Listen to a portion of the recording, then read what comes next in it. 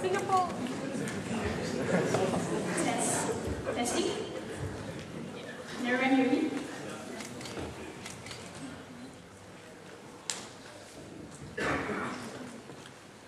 Mr. Speaker, in opposition side, we don't believe it's our responsibility to tell you that it's a good thing if individuals glorify war criminals. We think we don't like it either, but we think, Mr. Speaker, that expression is fundamental to society. Firstly, an expression in this form is extremely beneficial to society, Mr. Speaker. It provides value to society, and we think what proposition brought into this debate will make things worse, especially if you analyze societies in post-conflict or post-war eras, Mr. Speaker. We think it's important for objective truth to be brought up to society, Mr. Speaker, and if those aren't truths that they are talking about, it's time and it's room, Mr. Speaker, where we can allow for discourse and counter-discourse, Mr. Speaker. We've never really heard of a grave problem coming from opposition side, because if we think these individuals are bad individuals, yes, we are willing to condemn them. If they have committed crimes against humanity, we are willing to condemn them. And given that these are convicted war criminals,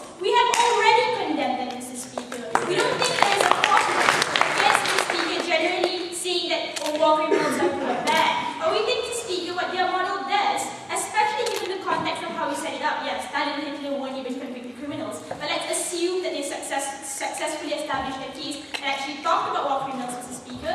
What they're denying individuals from doing is actually telling the truth. Because we think, yes, these individuals might be war criminals, but they might have been individuals who actually had good social or economic policies, and these are truths which exist, Mr. Speaker.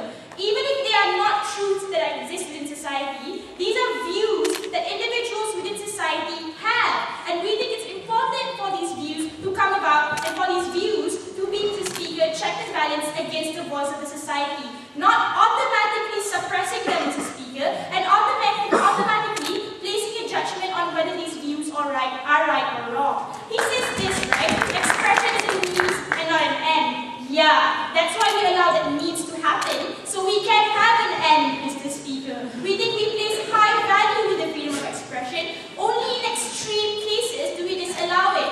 Yeah, I say fire in the hall is extreme because people can rush for that small door over there and people can die from getting jammed together. But we don't see this in the case of people glorifying or talking about positive things and positive policies of war criminals, Mr. Speaker.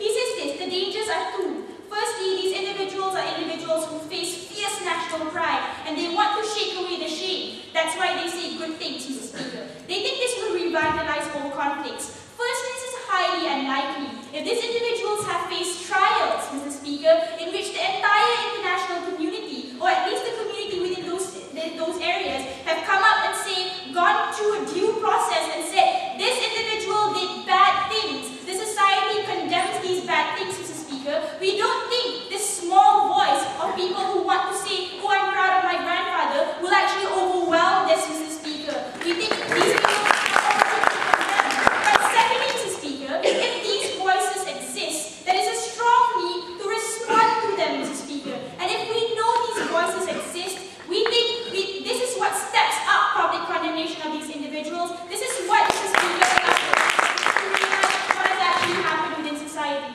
Especially when we talk about academic research, right? He's worried that academic historians and people like that will validate the actions of these societies.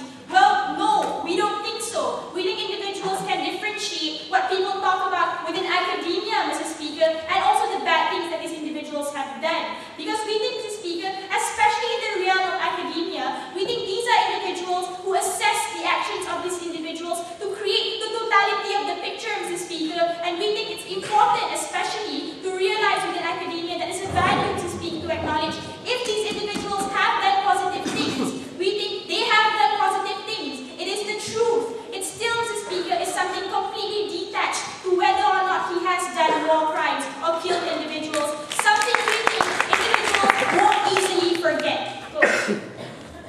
Madam, the problem with that is that you assume that people actually have the ability and the knowledge in order to make that judgment. Why would people have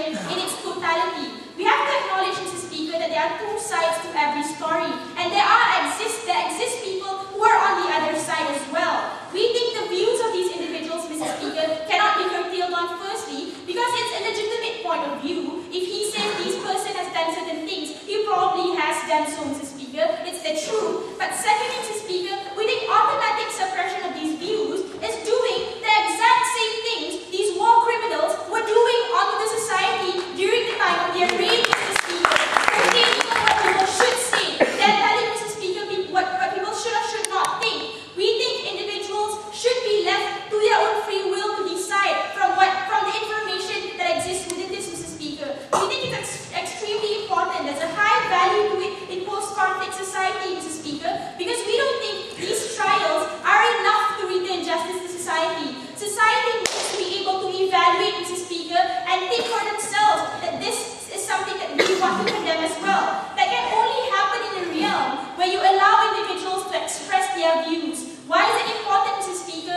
Because if these views exist within society, they are going to exist anyway. What we do, Mr. Speaker, if there exists a situation where you revitalize all conflicts and people getting angry and things like that, what you allow individuals or what you allow the situation to do is provide for stronger counter discourse within society. This is something trials do not do. Trials, Mr. Speaker, judge individuals based on their actions. But society, Mr. Speaker, needs to feel and needs to hear things, Mr. Speaker, that affirms their beliefs that these individuals should be condemned. And that's only in a realm where you avoid or you provide for counter discourse, Mr. Speaker, against such views if they are extreme. We think suppression makes it worse because we think, Mr. Speaker, after a trial in these societies, individuals won't just sit back and say, hey, I'm happy